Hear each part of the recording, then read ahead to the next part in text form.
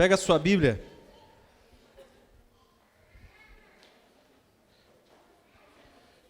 Quantos amam a Bíblia? Essa é a carta de amor de um pai para os seus filhos. Então coloque ela pertinho do coração. Fala assim: eu amo minha Bíblia. Essa é minha Bíblia. Eu sou o que ela diz que eu sou. Eu tenho o que ela diz que eu tenho. E eu posso fazer o que ela diz que eu posso fazer. Meu coração está aberto e minha mente está receptível para receber a incorruptível, indestrutível, sempre viva semente da palavra de Deus. E eu nunca mais serei o mesmo, em nome de Jesus. Amém?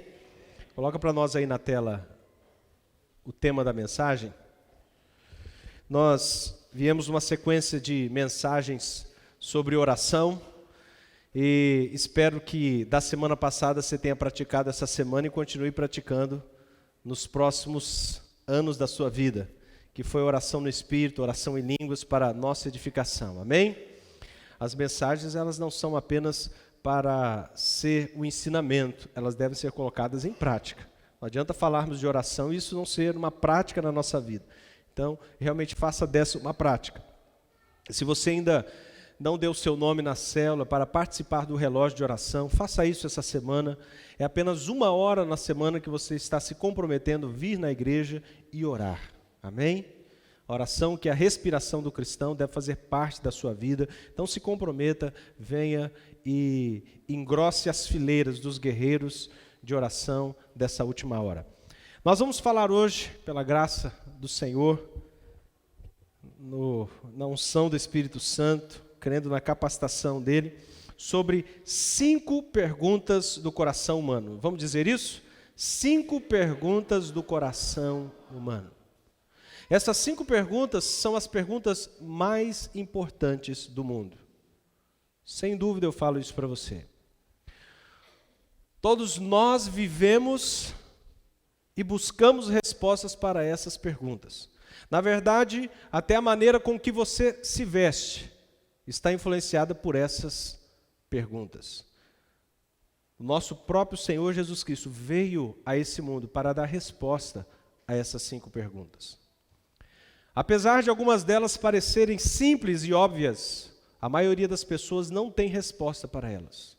Ou as respostas que elas têm não são respostas vindo da Bíblia, são respostas erradas.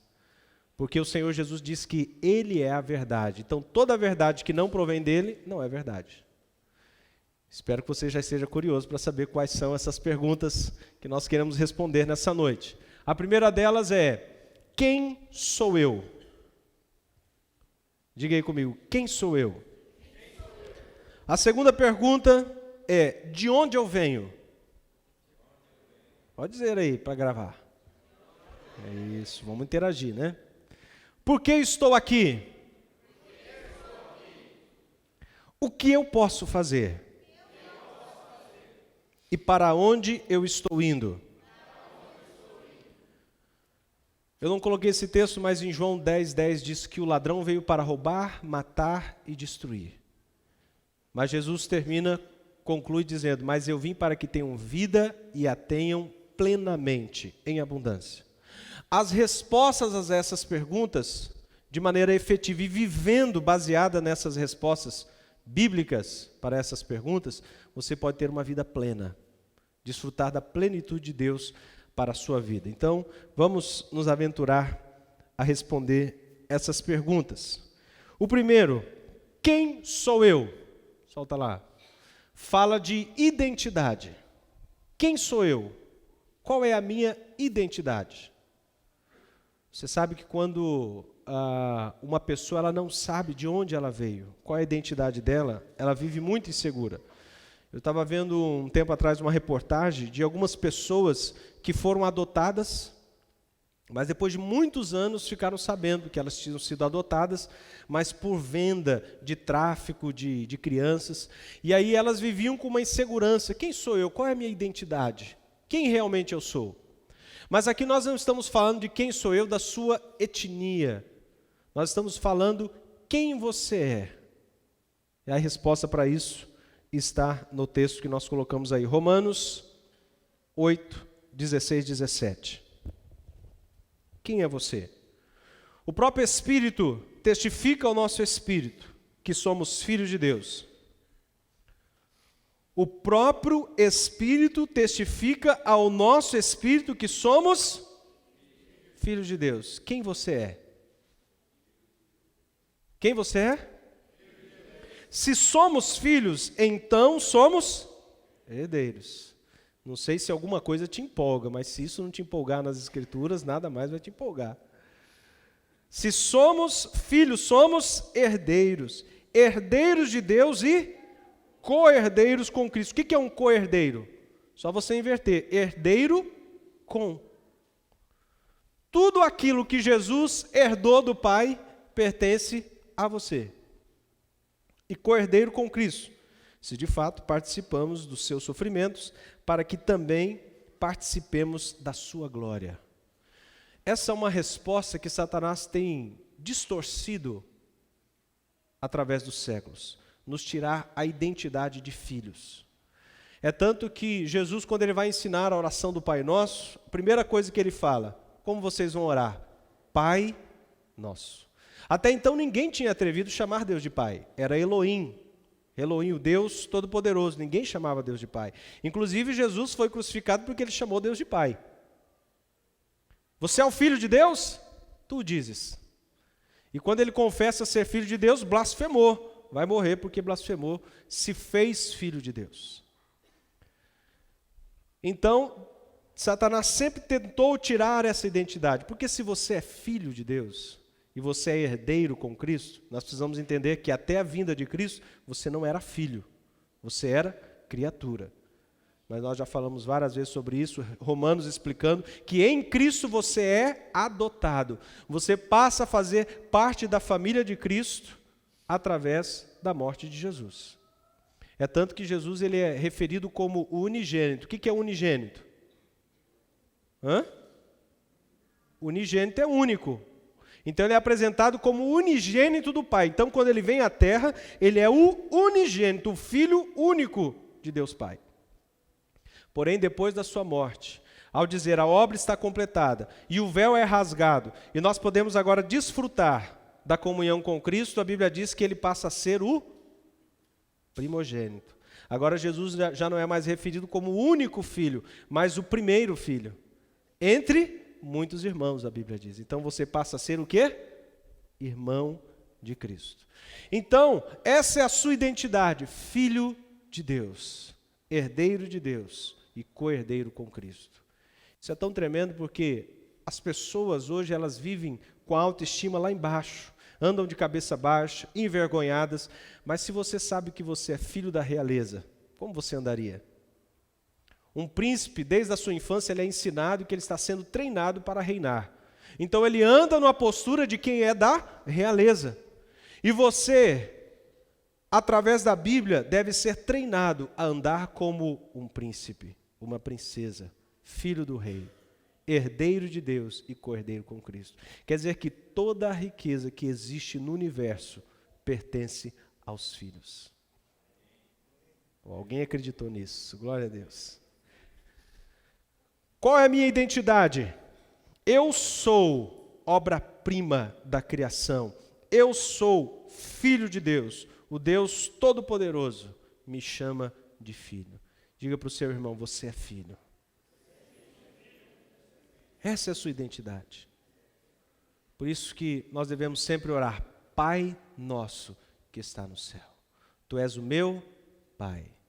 E se Ele é Pai, Ele cuida dos seus filhos. Na verdade, Ele diz, olha, eu dou alimento a todos os pardais.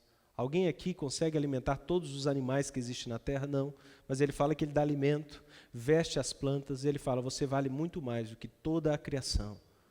Deus pode cuidar de você. Você é filho. A segunda pergunta, de onde eu venho?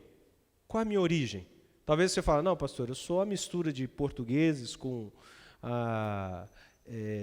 índios, né? Ou minha família veio da Alemanha.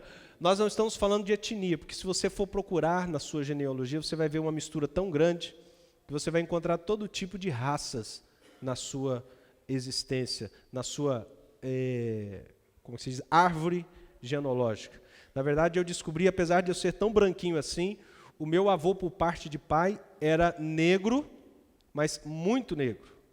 Aqueles que a gente fala que chega a ser azul, de tão negro. Só que eu descobri isso quando eu era adolescente, porque ele faleceu quando meu pai ainda não havia nascido. Acho que ele estava com 2 meses no ventre da mãe dele.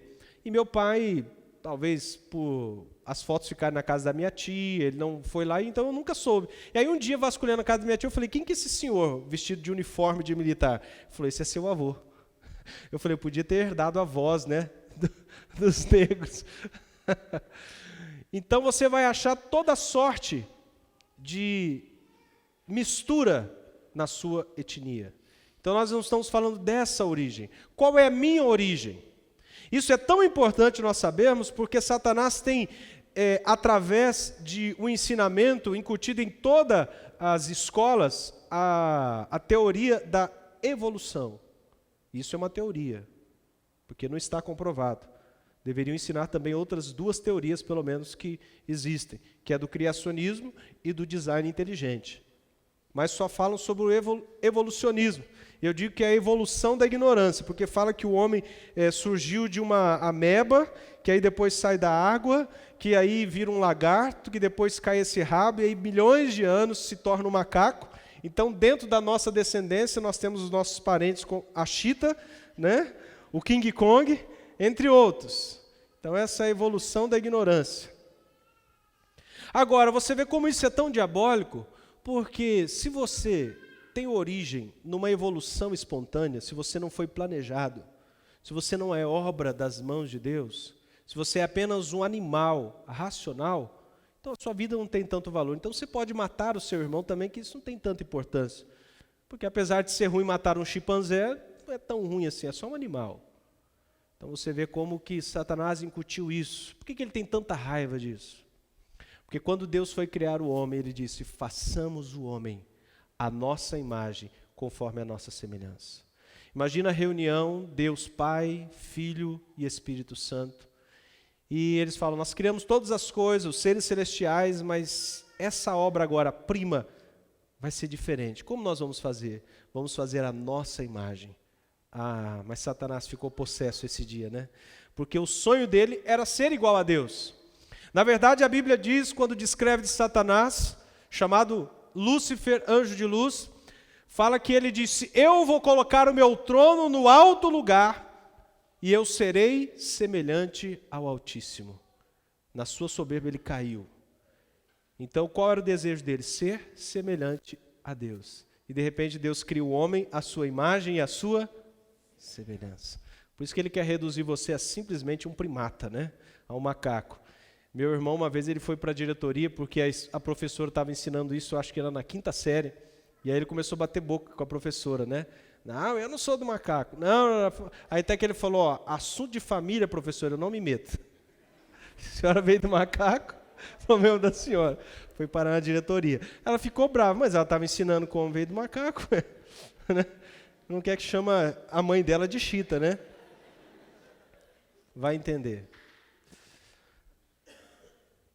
Vamos ver o que diz Gênesis, capítulo 2, versículo 7.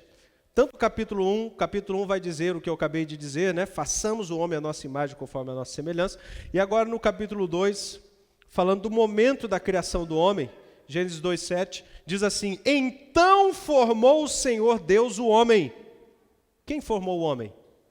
O próprio Deus. Com as suas mãos, ele pegou o barro e ele moldou o homem. E do pó da terra, no original também diz massa, ou seja, do barro, do pó da terra, e lhe soprou nas narinas o fôlego de vida, e o homem passou a ser alma vivente. Também diz, esse sopro soprou do seu espírito. Então, dentro do homem, ele soprou do seu próprio espírito, e o homem passou a existir. É tanto que Eclesiastes vai falar que o pó, o homem, né? O pó volta à terra e o espírito volta a Deus que o deu. Então, da onde você originou? Qual é a sua origem? Do próprio Deus. Do sopro, do fôlego de vida do próprio Deus. Isso é ou não é tremendo, queridos? Mas a maioria das pessoas não tem resposta para essa pergunta. Elas ainda estão crendo que elas são um processo espontâneo de bilhões e bilhões de anos. Algo tão maravilhoso e cheio de esplendor como o homem, fruto do acaso. Até hoje o homem fica impressionado ao estudar os detalhes do ser humano. Como, por exemplo, o DNA. A fita DNA do homem dá para dar mais de uma volta no mundo todo. A fita DNA que está dentro de você. Mas em um só DNA está toda a definição, o código genético sobre você. Qual a cor do seu cabelo que vai ser, os seus olhos, se vai ter muito cabelo ou não, né? A cor da sua pele, tudo sobre você está no seu DNA. Como se isso fosse fruto do acaso. Não, você foi planejado, você foi moldado pelo próprio Deus. É interessante que Deus, ao criar todas as coisas aqui na terra, Ele vai dizendo, é bom. Aí Ele termina de criar outra coisa, no final do dia Ele diz, é bom. Ele para e contempla a sua criação. Ele criou os luminares, Ele fala, é bom. Depois Ele cria o firmamento, é bom. Ele cria as árvores no terceiro dia, e os frutos e as sementes, Ele fala, é bom. Mas no sexto dia, Ele cria os animais, e aí, nos 45 do segundo tempo, no final do dia, agora Ele vai moldar e criar o homem. Foi a obra-prima da sua criação, foi a última coisa que Ele criou. E aí no final Ele olha para o homem e diz, muito bom. O Salmo 139, o rei Davi define assim, visto que por modo assombrosamente maravilhoso me formastes. Você foi formado de uma maneira assombrosa. Você pode dizer para o irmão que está ao seu lado, oi, assombroso.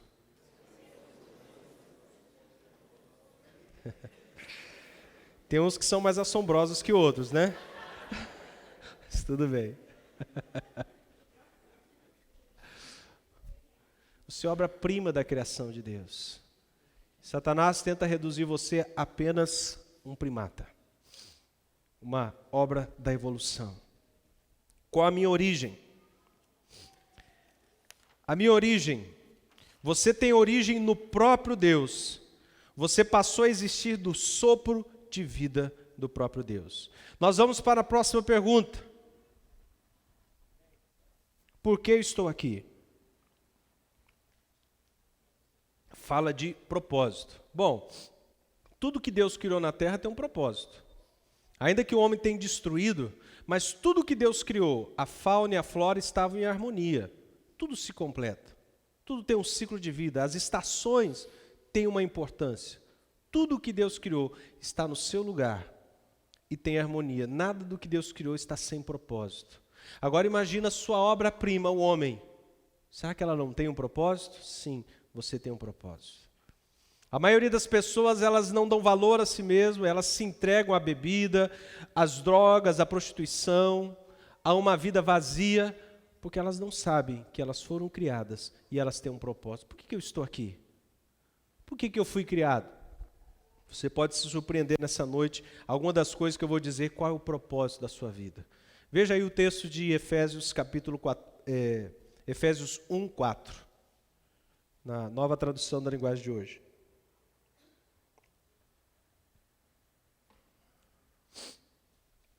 Esse texto diz o seguinte, antes da criação do mundo, Deus já nos havia escolhido para sermos dele, por meio da nossa união com Cristo. O que está dizendo aqui? Que antes do mundo ser criado, Deus já pensava em você. Você já pensou nisso, Deus onipotente, que tem todo o poder, já pensava em você antes da criação de todas as coisas? E Ele já tinha um plano para unir você a Ele através de Cristo? Isso é grandioso demais. A fim de pertencermos somente a Deus e nos apresentarmos diante dele sem culpa. Através de Cristo agora, nós podemos apresentar diante dele sem culpa. O Mike estava aqui na hora da ministração falando, o véu foi rasgado e você pode entrar com ousadia na presença do Senhor, sem culpa, por causa de Cristo. E qual a razão de tudo isso? Por causa do seu amor. Então, a primeira razão, o propósito de você ter sido criado. Você foi criado para ser amado por Deus, como objeto do seu amor. Diga assim: Deus me ama. Você que fica aí aborrecido, né, adolescente, porque aquele rapaz ou aquela moça não te ama, quer dizer para você que o Deus Todo-Poderoso te ama. Não você precisa ficar correndo atrás dos amores por aí, ok? Deus te ama, o seu Pai Celestial te ama. Então, por que Ele criou? Qual é o meu propósito? Para ser objeto do seu amor. Ao ponto de o homem ter pecado contra Deus, se rebelado contra Ele, estar agora totalmente perdido, condenado ao inferno, e estar para sempre distante de Deus, Ele providencia um meio através de Cristo para te trazer de volta. Ao ponto de João 3,16 dizer: porque Deus amou o mundo. E não havia uma expressão, talvez no português, para expressar isso. Ele existe de tal maneira, de uma maneira tal, de uma maneira inexplicável. Deus amou você, que enviou o seu próprio Filho para morrer no seu lugar, para que você novamente tivesse acesso a Ele. Então, qual é o propósito da minha vida? Por que Deus me criou? Você sabia que você é único? Nos 7 bilhões de pessoas que existem no mundo, você é único. Ninguém tem as mesmas digitais, não pensa da mesma maneira, não tem a mesma beleza que você. Só você. Uns se acham mais bonito que outros. É porque a estima, né? Tão confiante que Deus os ama, né? Ele te ama. E Ele fez...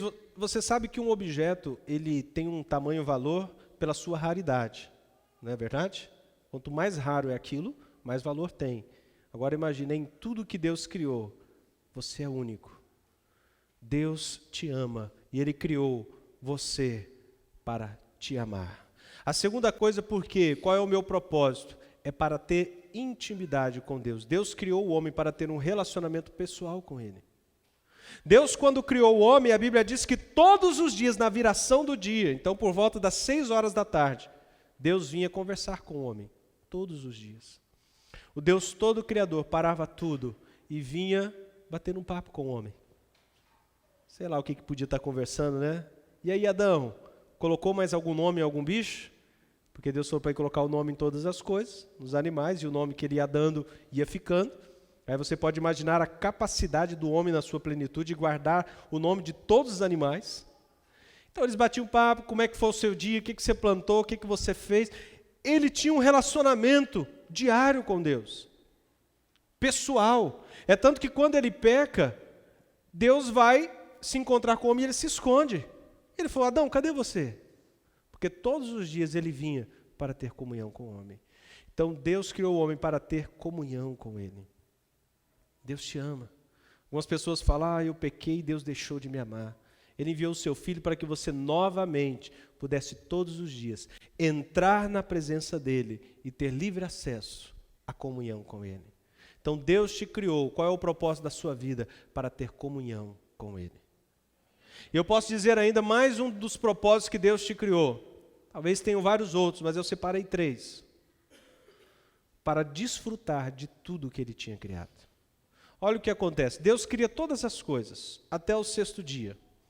Nos 45 do segundo tempo, Ele agora forma o homem. Talvez o homem fala: e aí, Deus, o que temos então para amanhã? No que eu vou ajudar o Senhor agora? Ele falou assim: meu trabalho já está feito. Eu já fiz tudo.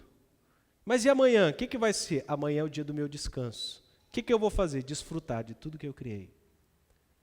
A palavra que Deus dá para o homem quando cria o homem é: eis a terra, domine, tenha domínio sobre a terra, desfrute de tudo que eu criei, de todas as 10.000 espécies de árvores que eu criei frutífera, pode comer de todos os frutos, pode desfrutar de tudo que eu fiz, pode dominar sobre todos os animais, pode crescer, multiplicar e dominar a terra, desfrutar da minha criação. Eu imagino, talvez, agora eu na minha cachola aqui.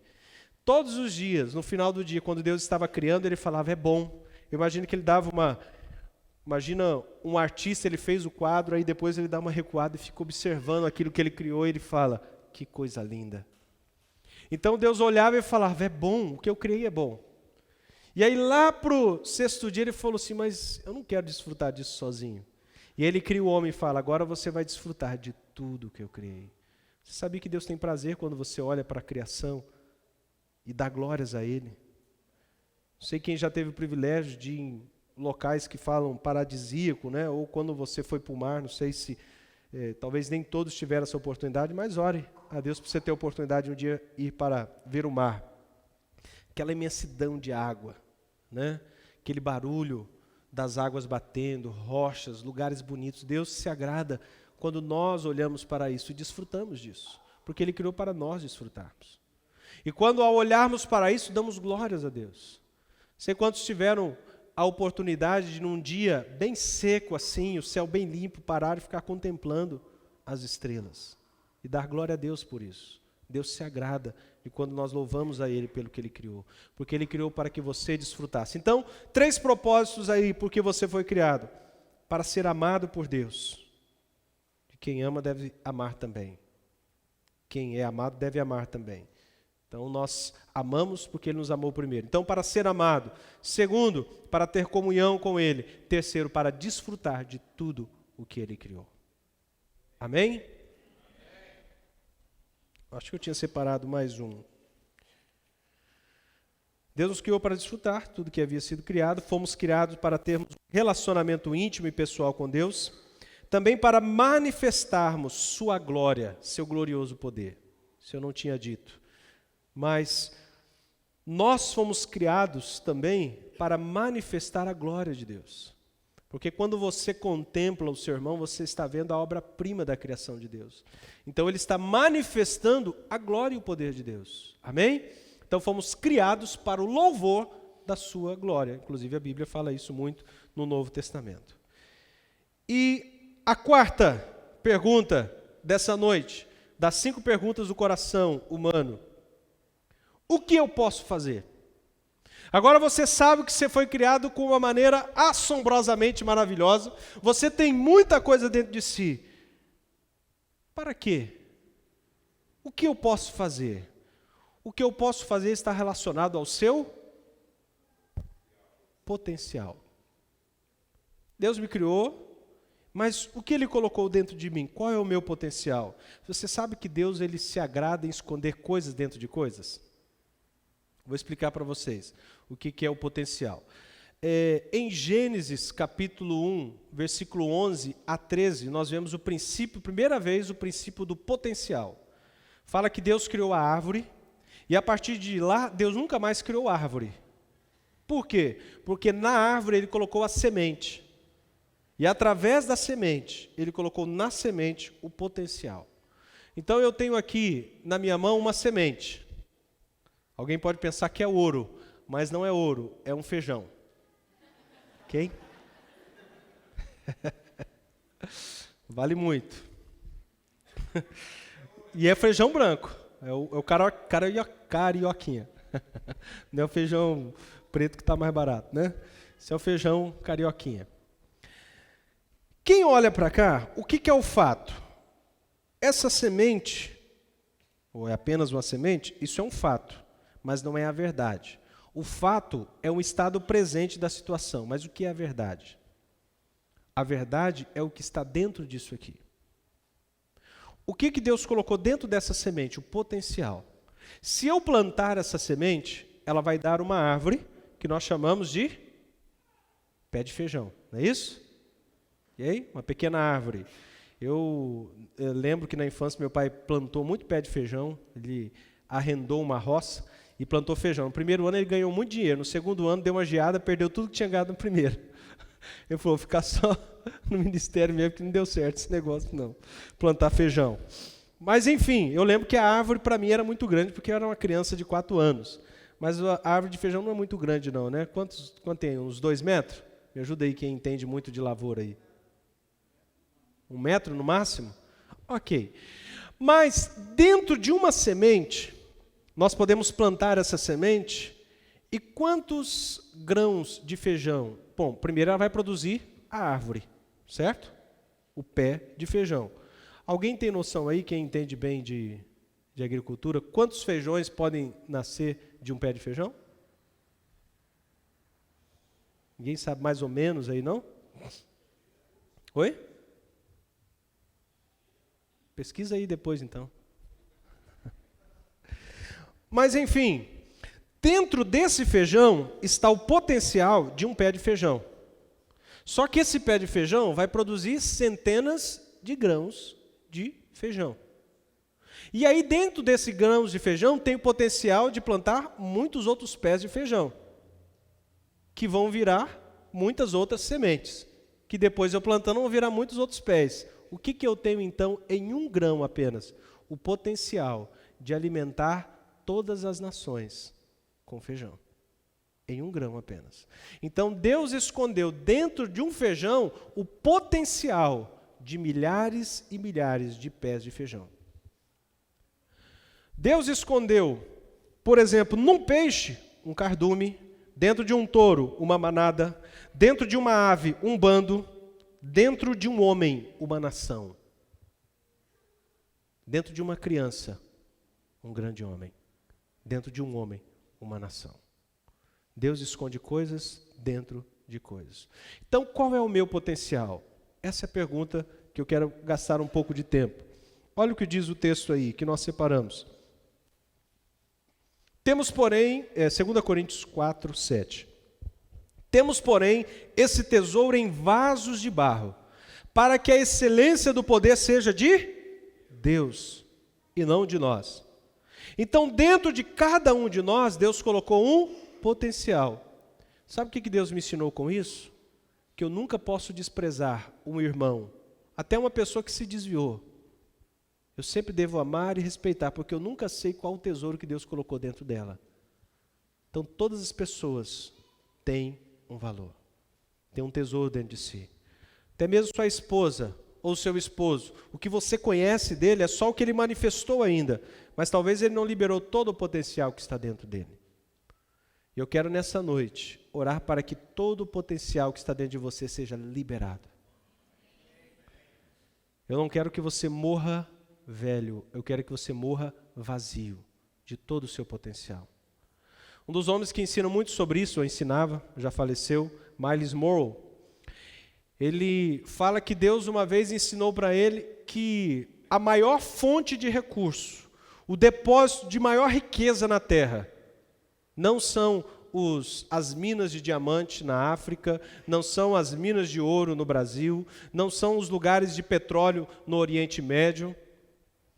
O local de maior tesouro é o cemitério. Por que o cemitério?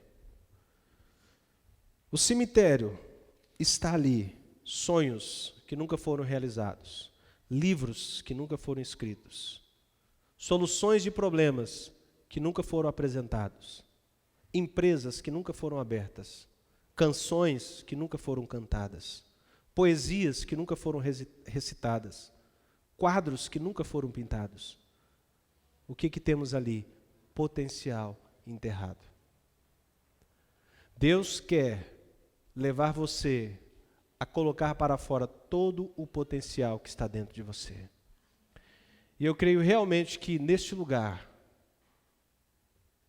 há soluções para problemas na nossa sociedade. Há empresas que serão abertas. Há músicas que serão cantadas. Há livros que serão escritos. Há sonhos que serão realizados.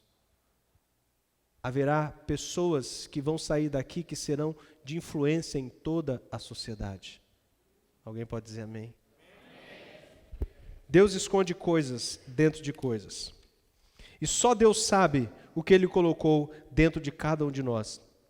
Para você ter uma ideia, Deus viu dentro de um velho de 75 anos, que não podia ter filho com a sua esposa, Ele viu uma nação. E através desse homem Ele abençoou todas as nações da terra. Mas Ele só realizou a promessa aos 100 anos de idade. Mas Deus viu nesse homem chamado Abraão uma nação chamada Israel, que desta nação ia nascer o Salvador Jesus e que dele todas as nações da terra seriam benditas, através de um velho de 100 anos.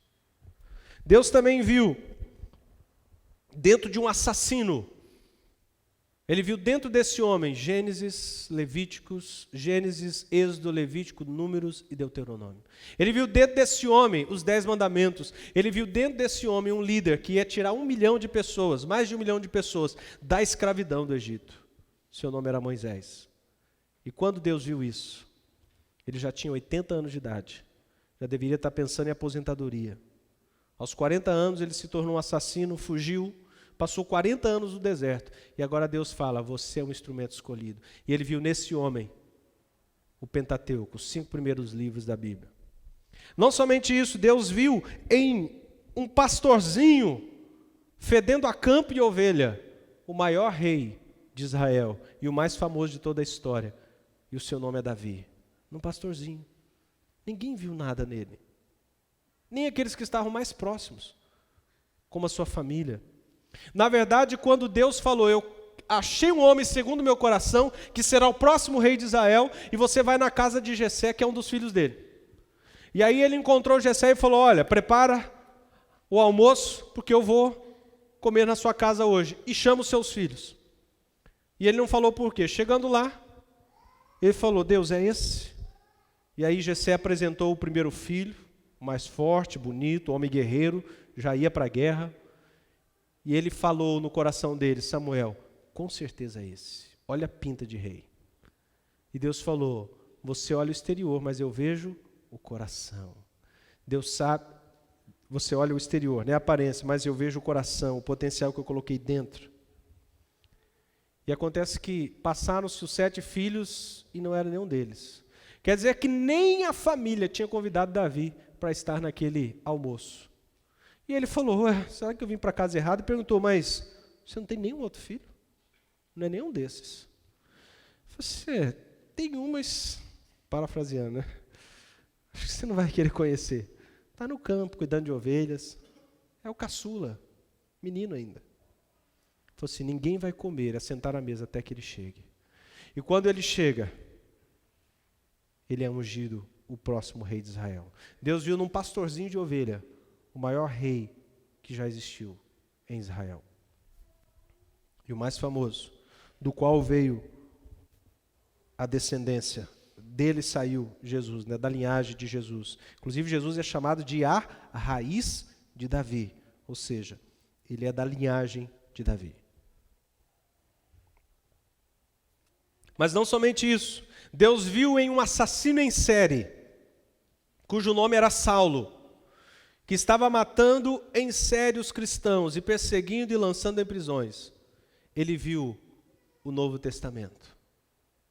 Toda a doutrina que você tem hoje, praticamente, ela veio, uma boa parte dos apóstolos, mas a maioria dos ensinamentos que nós temos sobre a igreja veio desse assassino em série, chamado Saulo, o qual nós conhecemos como o apóstolo Paulo, que foi considerado o príncipe do evangelho, que mais pregou o evangelho em toda a terra e que mais instruiu a igreja do Senhor Jesus. Um homem que toda a igreja não acreditou nem quando ele se converteu. Falei, esse homem está com um plano maldoso. Ele está se fazendo de crente para se infiltrar e começar a matar a gente aqui. Ao ponto de quando ele chega em Jerusalém, o pessoal nem queria recebê-lo. Só estenderam, como a Bíblia diz, a destra da comunhão, porque um homem viu nele algo que só Deus tinha visto. O nome dele era Barnabé. Falou assim, não, ele é bom mesmo, ele se converteu, ele agora é sério. Mas ninguém queria nem contato com ele. Na verdade, o anjo que apareceu para Ananias, falando, olha, você vai na casa de fulano de tal, você vai impor as mãos sobre um homem chamado Saulo, porque ele é um instrumento escolhido para pregar o evangelho. Ele debateu com o anjo e falou, Senhor, deve estar havendo algum engano. Saulo, ele veio aqui para matar, perseguir, prender os cristãos. Eu não vou lá não. Você pode ir, estou mandando. Ele é um instrumento escolhido. Então, nem os cristãos, ninguém acreditava que Deus poderia usar um assassino em série para ser o príncipe do evangelho e o homem que mais sofreu por causa do evangelho. Aquele que perseguia se tornou perseguido. Posso ouvir um amém? E só Deus sabe o que Ele colocou dentro de você. Você tem um tesouro dentro de você. Amém? Coloca a mão no seu peito e fala, eu tenho um tesouro dentro de mim. Deixa o Senhor nessa noite liberar pelo seu Espírito o potencial que está dentro de você. A procrastinação atrapalha os sonhos de Deus, é ficar adiando. Não, amanhã eu faço, é hoje. Você tem o hoje. Libera os seus sonhos, compõe as suas músicas, escreve os livros. Realize os sonhos que Deus tem colocado dentro de você. Libere esse potencial que Deus colocou dentro de você. Deus, ele é chamado de onipotente. O que é onipotente? É a junção de duas palavras. Oni, que quer dizer todo. Potente, que tem todo o potencial, que tem todo o poder, que pode fazer todas as coisas. Então nós podemos dizer que onipotente é aquele que tem todo o potencial. E o Deus que tem todo o potencial colocou dentro de você o potencial dele. Só a irmã aqui que acreditou. Amém? Ele colocou dentro de você. Você já parou para pensar e meditar o potencial que existe em Deus? Ele tem todo o poder. Se você encontrasse Deus antes de tudo ser criado, se você encontrasse com Ele no lugar nenhum, você não saberia qual é o potencial que está dentro dele, mas dentro dele estaria, porque ele não tinha criado nada ainda, estamos imaginando, estaria o potencial de criar todas as galáxias do universo. O que é uma galáxia? Uma galáxia tem vários sistemas solares. Nós vivemos em um sistema solar, dentro desse sistema tem vários outros sistemas que formam a galáxia. E diz que tem 500 milhões de galáxias aí no universo. Os homens não sabem exatamente quantas estrelas temos aí fora no firmamento, mas já se sabe que é mais do que toda a areia que existe na face da Terra. Então você pega todas as areias do deserto e dos mares, você teria mais ou menos a soma das estrelas que existe no firmamento. Esse é o Deus. Tudo isso estava dentro dele, antes dele começar a liberar.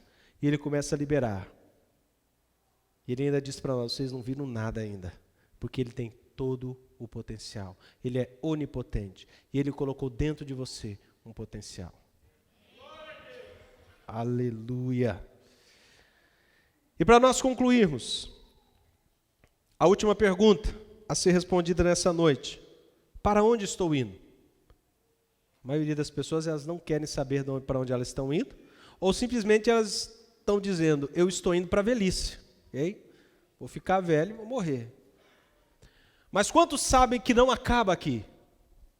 Olha o que a Bíblia diz em João, capítulo 14. Não sei se eu coloquei aqui. Coloquei.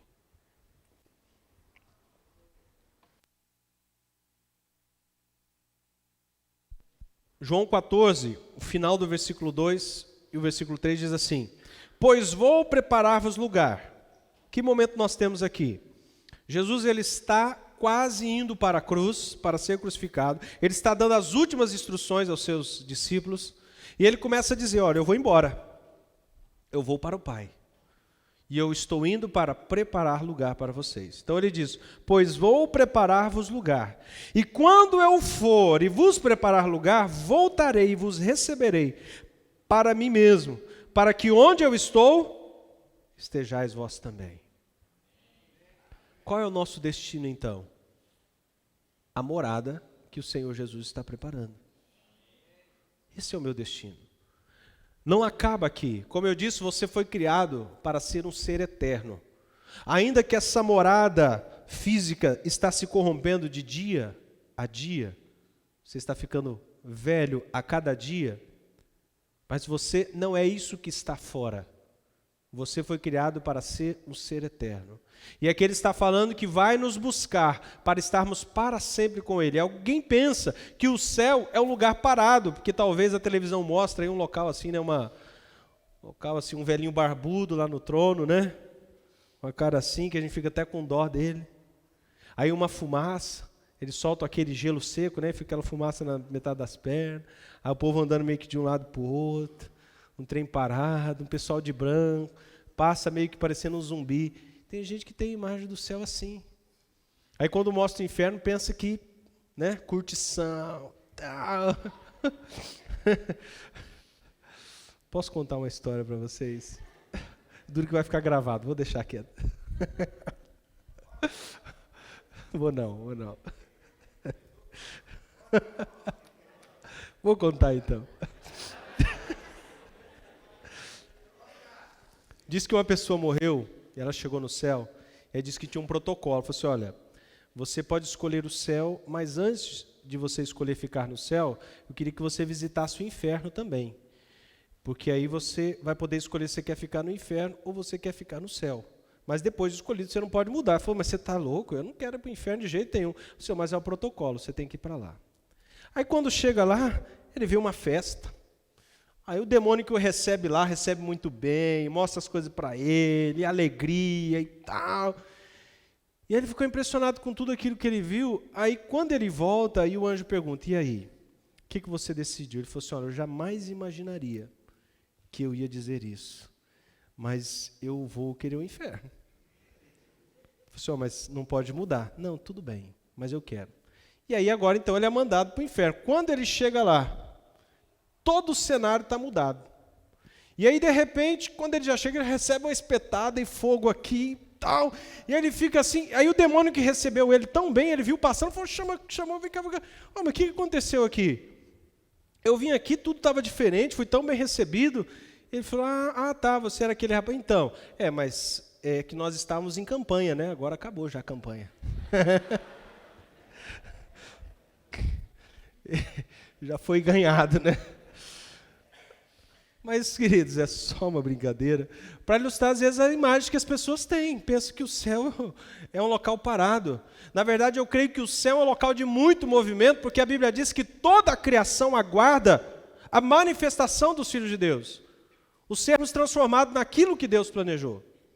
E eu pergunto para você, mas como nós seremos? Alguém já se perguntou? Quem veio de manhã não pode responder. Como que nós seremos? Como será o nosso corpo? Após o final dos tempos, após de se cumprir essa promessa de sermos levados para onde Ele está, como nós seremos? Vamos ver primeiro o texto aqui, e aí eu respondo essa pergunta. Tenho dois textos. O primeiro, Pedro não fala sobre o que eu estou falando, pode soltar aí. E aí depois eu falo o outro texto. E eu respondo como você vai ser. 1 Pedro, capítulo 2, versículo 11 a 12. Amados, insisto em que, como estrangeiros e peregrinos no mundo. O que é um estrangeiro e peregrino? Ele está num lugar que não é a terra dele. Então, se nós somos estrangeiros e peregrinos nessa terra, quer dizer que aqui não é o nosso lugar. Se nós estamos em Cristo. Amém? Então, ele está exortando como estrangeiros e peregrinos nesse mundo, que vocês se abstenham dos desejos carnais, ou seja, fuja do pecado, que guerreiam contra a alma, porque o pecado vai destruir a sua alma, e você não vai desfrutar daquilo que Deus planejou. Mas como você vai viver? Não viva como os pagãos, não vivam entre os pagãos, perdão, o que eu estou lendo aqui? Confundi. Eu estou tentando dizer, não vivo como o mundo, mas não é isso, não. Está aqui, ó.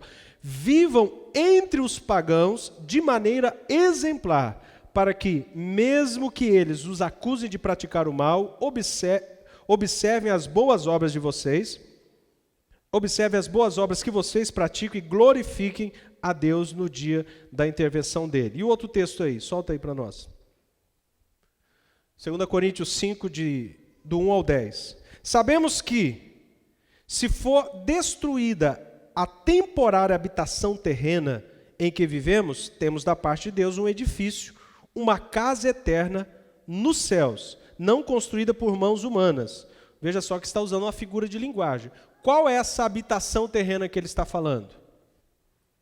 Dá um beliscão aí. Está falando da sua carne. Está falando, quando essa habitação terrena que você está for destruída, você tem de Deus uma morada eterna. Enquanto isso, gememos, desejando ser revestidos da nossa habitação celestial. Mais uma vez, o que é ser revestido dessa habitação celestial? Esse novo corpo. Porque, estando vestidos, não seremos encontrados nus, pois enquanto estamos nesta casa, gememos e nos angustiamos, porque não queremos ser despidos, mas revestidos da nossa habitação celestial, para que aquilo que é mortal seja absolvido pela vida. Nós não estamos na habitação mortal, mas queremos ser revestidos dessa habitação eterna. Foi Deus que nos preparou, Foi Deus que nos preparou para esse propósito, dando-nos o Espírito como garantia de que está por vir, do que está por vir. O Espírito Santo, então, é a garantia dessa habitação eterna que está por vir. Continuando. Portanto, temos sempre a confiança e sabemos que, enquanto estamos no corpo, aqui ele começa a deixar claro essa figura de linguagem, estamos longe do Senhor, porque vivemos por fé. Enquanto estamos aqui, é só pela fé. E não pelo que vemos. Temos, pois, confiança e preferimos estar ausentes do corpo e habitar com o Senhor. Por isso temos o propósito de lhes agradar, quer estejamos no corpo, quer o deixemos. Pois todos nós devemos comparecer perante o tribunal de Cristo, para que cada um receba de acordo com as obras praticadas por meio do corpo, quer sejam boas, quer sejam más. O que ele está falando? Olha, enquanto nós estamos no corpo, nós ansiamos por essa morada eterna, porque nós estamos, cada dia, sendo corrompidos, estamos morrendo. Ou o pessoal não está ficando velho aí? Só o pastor. Todos nós, ok? Mas nós estamos aguardando essa morada eterna. Então, enquanto estamos no corpo, vivemos para a glória de Deus, para sermos revestidos dessa morada eterna.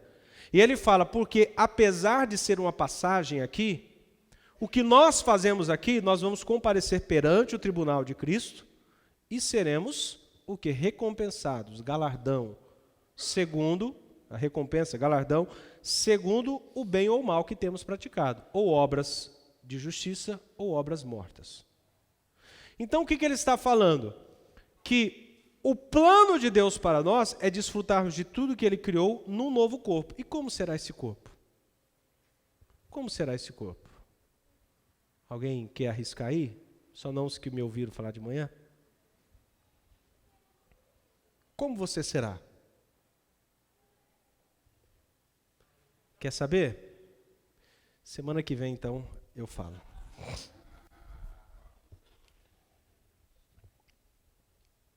Porque aí você não falta, né? Nem que estiver frio. Então vamos para frente aí. Como que você vai ser? A Bíblia fala. A Bíblia fala que Jesus é a primícia dos que dormem. O que ele está dizendo? Que Jesus, depois que ele morreu e ressuscitou, e agora o corpo dele foi glorificado, ele se tornou a primícia dos que dormem. O que é a primícia? O primeiro. Então, se você quer saber como você será, nós temos que olhar para Jesus como ele ficou. Como Jesus ficou depois da sua morte e ressurreição? Primeiro, ele não era um espírito, porque ele apareceu diante dos apóstolos e eles falaram, é um espírito. Ele falou assim, não, um espírito não tem carne, pode tocar. Toca nas minhas feridas, toca no meu lado. Não foi isso que ele falou? E outra coisa, um espírito não come, então traz comida aí, vamos comer junto. As duas vezes que ele aparece, a primeira vez ali naquela reunião, depois na beira do mar, ele come com os discípulos, certo? Mas observem algo interessante. Quando Jesus apareceu para os discípulos, a casa estava fechada. Então ele não estava limitado mais à matéria. Quando ele estava de caminho para Emaús, tinha 2 discípulos de Jesus, não eram os apóstolos, mas eram 2 discípulos. Lembramos que Jesus, além dos 12, tinha os 70, os 120, então tinham vários outros discípulos. Um desses discípulos, 2 deles, estavam caminhando, Jesus se encontra com eles e começa a bater um papo, mas eles não conhecem Jesus. E eles estão conversando. E eles perguntam, por que vocês estão tristes? Eu falei, pessoal, o senhor que não sabe da última notícia? Jesus, e começa a descrever para ele tudo. E ele falou, vocês que são muito ignorantes. Vocês não lembram tudo que a Bíblia fala, os profetas, que tudo isso ia acontecer, e dá uma aula para eles das Escrituras, e o coração deles começa a se encher de esperança. E aí Jesus vai se afastar deles, e eles falam, não, fica com a gente, vamos comer aqui, senta. Não vai embora. E aí quando eles sentam, Jesus vai partir o pão e dar graça, aí os olhos deles são abertos e eles reconhecem Jesus. O que acontece com Jesus logo depois disso? Alguém lembra? Puf, some. Então, ele não tem mais um corpo corruptível, não está limitado mais à matéria. Então, eu imagino que seria mais ou menos assim. Aí eu começo a viajar, tá? Não está na Bíblia, mas vamos viajar um pouco. Estou lá no céu, né? E aí eu estou num lado da Nova Jerusalém e eu falo, mas eu queria estar do outro lado da Nova Jerusalém. Pá, estou lá. Você sabe que a gente às vezes perde alguns detalhes da Bíblia, mas eu penso que com Filipe foi mais ou menos uma pequena amostra do que é isso. Quem lembra da história de Filipe? Filipe, ele se tornou evangelista, né, pregando o evangelho, ali em Atos dos Apóstolos, e ele é levado para o Espírito, para o deserto. E quando ele está lá, está passando uma carruagem de um eunuco, que ele era uma autoridade na Etiópia, então ele tinha uma influência muito grande. E esse eunuco estava lendo o profeta Isaías. E aí ele se aproxima da carruagem e fala, você sabe o que você está lendo? Você entende? Eu falo assim, como é que eu vou entender se ninguém me explica? Aí ele pergunta, o profeta está falando dele mesmo? Ou está falando de outra pessoa? Como ovelha levada a matadouro. Aí, a partir dali, ele começa a explicar toda a vida de Jesus. E aí ele recebe a Cristo ali. E ele fala, e aí eles estão passando por um lugar, tem água. Ele fala, o que me impede de ser batizado? Ele fala assim, se você crê em Jesus, nada. E aí eles descem para a carruagem, eles descem e vão entrar na água. E aí eles entram na água, Filipe o batiza. E quando eles saem da água, o que acontece com Filipe? O que acontece, gente? Ninguém viu em Atos, só o pastor que viu. Desaparece. Aí ele fica assustado e aí ele fica pensando, sei lá, um anjo de Deus, algo que aconteceu, e aí ele vai para a Etiópia e dizem que ele se tornou ali, foi ali o primeiro a levar o evangelho, e muitas pessoas se convertem através desse eunuco. Mas e onde foi parar Filipe? A Bíblia fala que logo depois, Filipe foi achado em Azoto, um lugar muito distante de onde ele estava. Então o que aconteceu? Acho que dali que Hollywood inventou essa máquina de transpor, né? Foi do texto bíblico, lendo ali, teve essa ideia. Mas você vai vendo essas coisas, são apenas primícias do que vai acontecer. Então, como você será? Você terá um corpo. Primeiro, vamos pensar, quantos anos Jesus morreu? 33 anos. Então, primeiro, você vai ter uma aparência jovem, imagino eu, né? Porque a Bíblia diz que ele é o mais velho, é o primogênito entre muitos irmãos.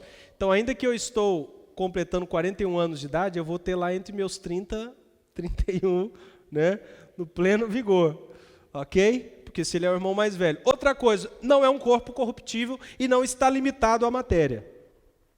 E aí temos essa imagem, porque a Bíblia deixa claro, Jesus é a primícia dos que dormem. O que é isso? É a primícia dos que morreram em Cristo. Então, qual é o nosso destino? Vamos responder aí para concluir a pergunta. Qual é o nosso destino?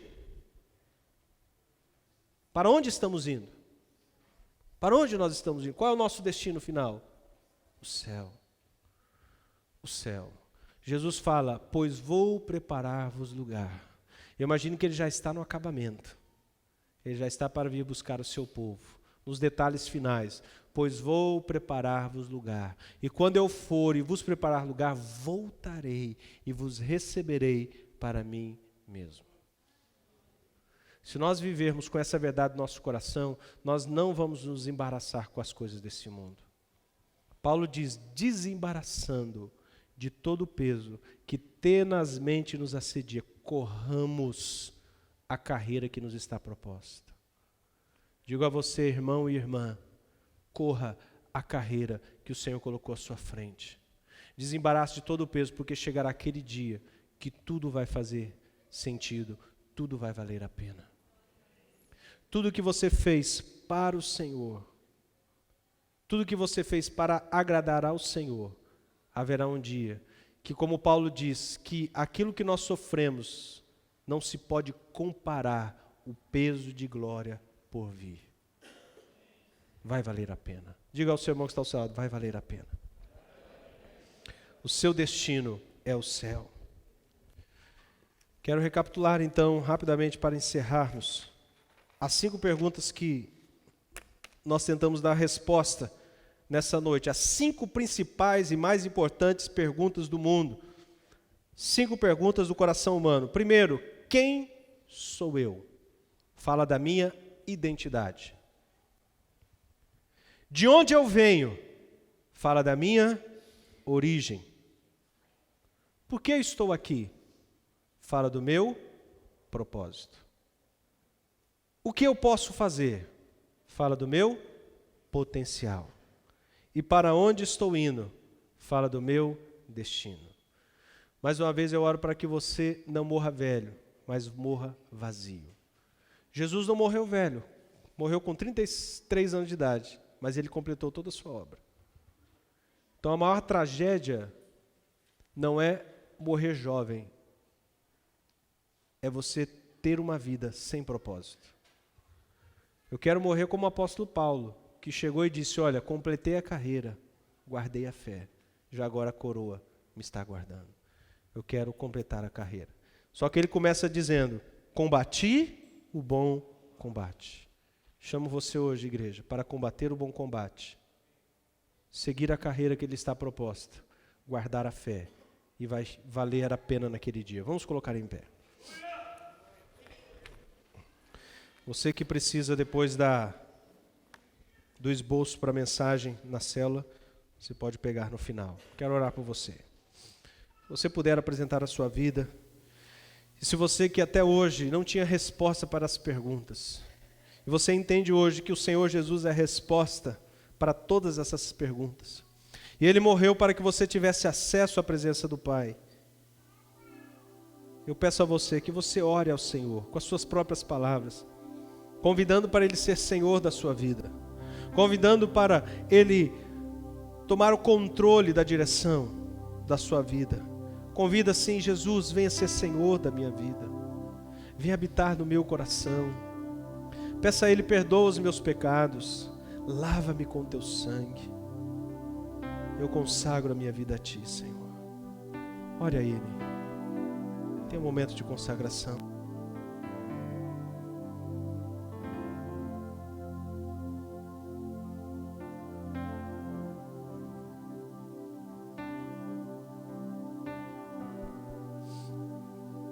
Senhor, nós reconhecemos que não há vida fora de Ti.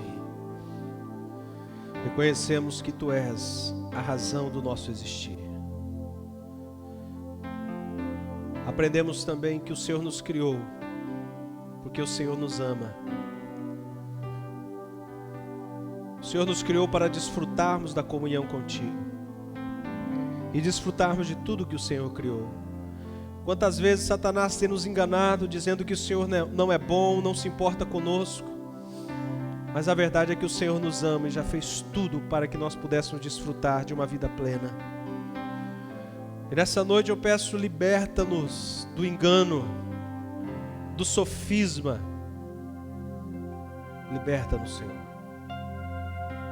Abra nossa mente, os nossos corações para entendermos esse amor e recebermos esse amor e desfrutarmos dessa comunhão que nos está disponível em Cristo. Em nome de Jesus. Em nome de Jesus.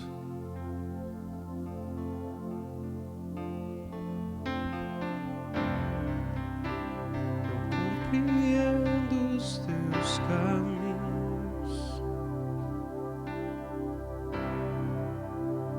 Te darei a minha canção, doces palavras te darei. Me sustenta, me sustentas em minha dor, e isso me leva mais perto de Ti, mais perto dos teus caminhos.